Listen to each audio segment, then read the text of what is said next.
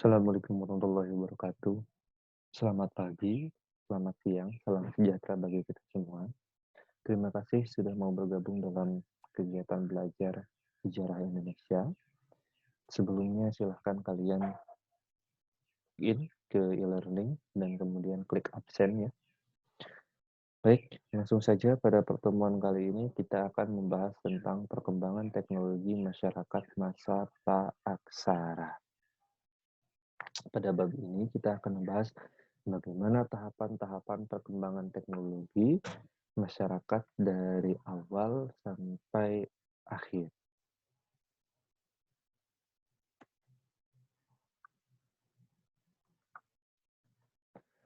Yang pertama, tahapan perkembangan teknologi masyarakat praaksara yang pertama itu adalah antara batu dan tulang atau Paleolitikum.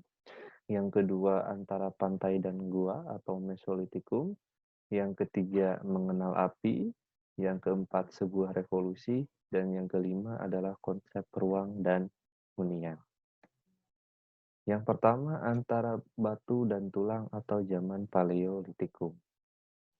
Ciri-ciri dari masa ini yaitu antara lain, peralatan pertama yang digunakan oleh manusia praaksara adalah alat-alat dari batu yang seadanya dan juga dari tulang.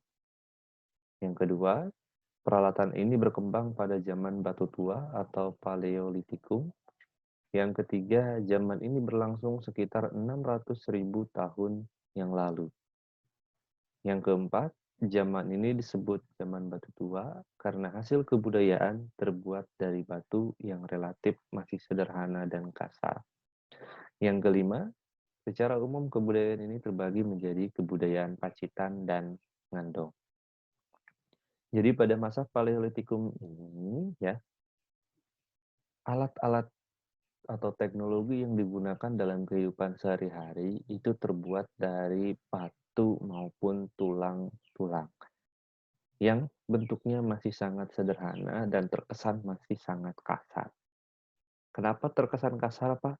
Karena pada masa tersebut masyarakat manusia itu belum mengenal nilai-nilai seni. Mereka masih hidup sederhana, ya, di mana alat-alat atau teknologi-teknologi yang mereka ciptakan itu masih bersifat fungsional. Ya, jadi belum ada unsur-unsur estetika dalam peralatan-peralatan teknologi kehidupan sehari-hari mereka. Nah, zaman ini berlangsung sekitar 600.000 tahun yang lalu. Salah satu ciri dari kebudayaan ini adalah kebudayaan Pacitan dan kebudayaan Ngandong. Jika kalian lihat di gambar di sana, itu adalah teknologi-teknologi yang digunakan pada masa Paleolitikum itu. Yaitu ada kapak perimbas, ada kapak genggam, dan ada flex.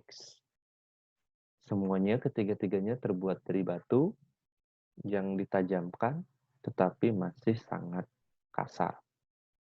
Ya. Zaman ini berlangsung sekitar 600.000 tahun yang lalu.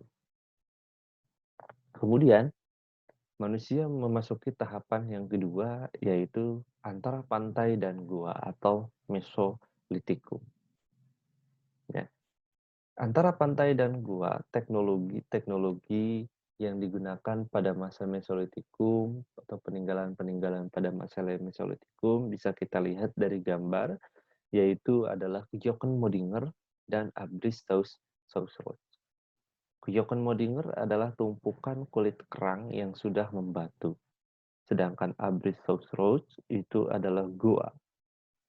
Nah, jika kita lihat kenapa ada tumpukan kulit kerang dalam satu tempat yang kemudian menggunung dan membatu, kemudian ada goa yang merupakan salah satu ciri kebudayaan Mesolitikum, ini dapat kita simpulkan bahwa masyarakat pada masa Mesolitikum ini sudah mengenal kehidupan yang menetap atau tinggal lama di satu pemukiman.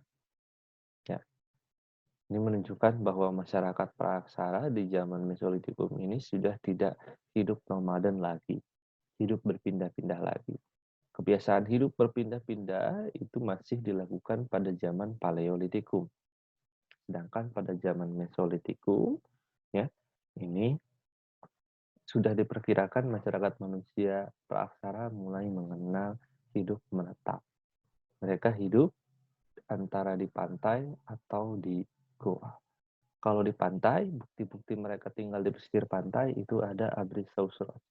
Sedangkan bukti dari mereka tinggal di gua itu ditemukannya peralatan-peralatan hidup masyarakat praaksara di dalam gua tersebut.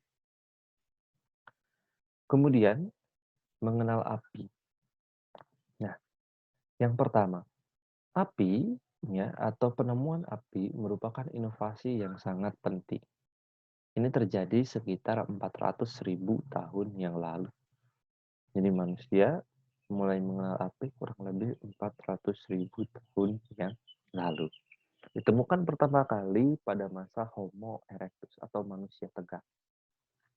Nah, api ya yang ditemukan pada masa itu memiliki manfaat atau fungsi. Di antaranya yang pertama adalah untuk menghangatkan badan, memasak, ya, sumber penerangan di malam hari, ataupun digunakan pula untuk menghalau binatang buas. Nah, ketika masyarakat praaksara mulai mengenal api, ya, mulai menemukan api, maka masyarakat praaksara mulai mampu menaklukkan alam. Dalam artian mulai mampu menaklukkan alam itu, ya, karena api itu digunakan untuk membuka lahan di hutan, ya, lahan pertanian dengan cara membakarnya.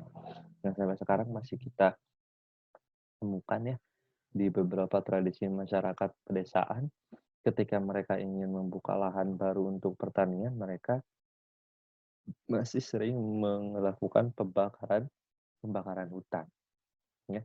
Makanya sering ditemukan asap tebal di daerah-daerah Sumatera dan sekitarnya, itu diakibatkan oleh tradisi ini, pembakaran hutan untuk membuka lahan yang baru.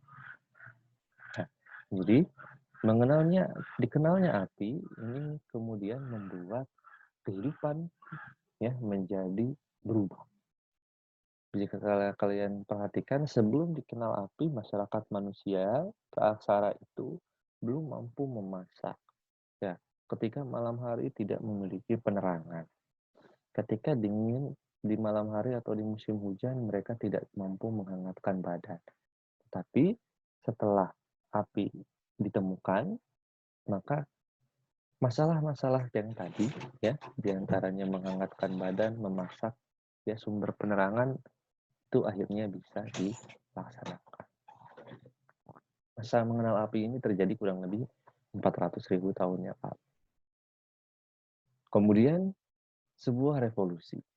Sebuah revolusi itu terbagi menjadi zaman batu baru, ya. Yang kedua adalah zaman logam. Jika kita perhatikan zaman batu baru, ciri-ciri dari zaman batu baru atau Neolitikum diantaranya yang pertama, mereka mulai hidup menetap. Sudah menetap full, membuat perkampungan. Bukan hanya tinggal di gua atau di pesisir pantai lagi. Yang kedua, mulai mampu menghasilkan makanan. Ya, mulai berternak, mulai berkebun, berladang, bersawah.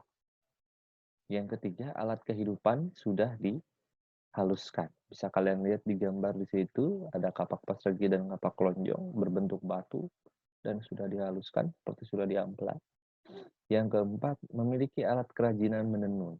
Berarti sudah mulai ya memiliki pakaian untuk menutup tubuh.